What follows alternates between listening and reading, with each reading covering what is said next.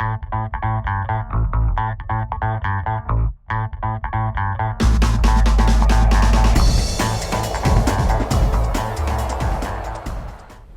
folks, it's Bradley J and I'm in Rome with my new good friend John Allen, who knows a lot about a lot, but it seems as though he knows particularly a lot about amaros. And we're going to get a tutorial, a lesson here from an expert. We're in Rome, and this is where amaros, this is the amaro place. John is a big fan of Rome, big fan of the Roman food, and a big fan of the amaro. So first, what is an amaro? Okay, well, so the word amaro in Italian means bitter, literally. Now these amari, in the plural, by the way, is amari, not amaros. But amari are not bitter necessarily, but they're typically a dark liquor, and they are not sweet. That's the whole point. They're not designed to be sweet. And it is something you have after a meal. You know, Bradley, we just had a modest-sized Italian meal. Had a plate of bucatini alla matriciana and then some chicken alla siciliana. We're going to have dessert in a bit, and so you need to let all that settle. And the idea is the amaro is the thing that allows that digestive process to happen. That's why they are also called digestivi, something that helps digestion. They're also sweet. Does that factor in? And that's a little bit of sweet before the dessert.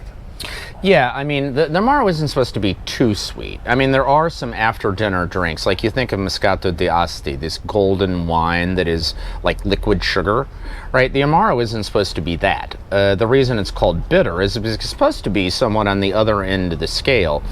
And it's intended to be something that sort of it cleanses your palate, prepares you for what comes next.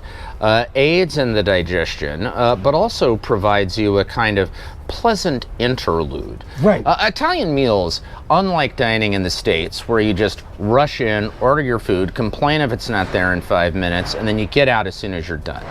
Right? Italian dining, you're supposed to be at the table a long time. And the amaro is that thing towards the end of the meal that gives you that moment to just sort of take a breath, savor a fine liqueur, and prepare yourself for what comes next. All right, so some of these I'm familiar with, some not. It's up to you to decide in what order we go. All right, well, we will start with the Averna and the Ramazzotti. These are two staples of the Amari. Every Italian home, every Italian restaurant would have a bottle of these two things on hand. Very popular here in Italy. This is Lucano. It is another very popular Lucano, probably or a popular Amaro, probably a step or two up the ladder from the Ramazzotti or the Averna. Quite fine. Nerone, you will only find here in Rome. It is actually made here in Rome. You will see it says on the bottle, L'Amaro di Roma. It is the Roman Amaro. Cynar, apparently, this is like your granddad's Amaro. It's like the Brill cream of the Amaro world. Old Spice. Hugely popular in the 40s and 50s, and now has a kind of retro kitsch appeal to a lot of people.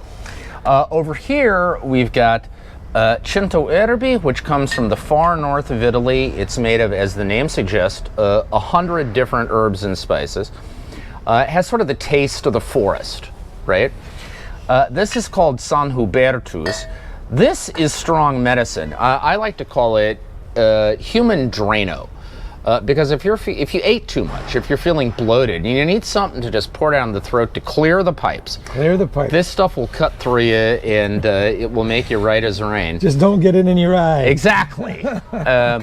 Amara is a Sicilian Amaro, so it's from the island of Sicily. It has a distinctive taste of orange, and it has become increasingly popular. And then finally, our personal favorite, Cannaia. It comes from Senigallia, which is a town, it's a beach town on the Adriatic coast of Italy. It has an incredible story. I'm not going to bore you with it right now, but just it tastes marvelous, but it is also sort of the whole history of Italy in a bottle. So you speaking of taste, we haven't really described the overall taste of Amari And once we do that, let's talk about how this differs and is more nuanced than the others. Well, there's a tremendous difference among the Amaros, but in general, as you can tell, they tend to be a dark liquor, and it tends to be a little bit sweet, but not particularly sweet. They're not supposed to be very sweet. It has a relatively high alcohol content, so most of these will check in around 25 to 30%. They're meant to be consumed in small glasses, and they are meant to be sipped rather than guzzled. So it has a kind of full-bodied, strong, with a little bit of a kick. And it's the kind of thing you were supposed to sit back and sip and converse and enjoy. If you hurry your way through an Amaro, you're doing it wrong. Right. The point is to not hurry. Right. To slow things down, to slow the meal down. I really appreciate you taking the time to tell us about Amari, but thank you for making my trip to Rome so much more than it would have otherwise been. You're a good man, Bradley J. Thank you. That's it.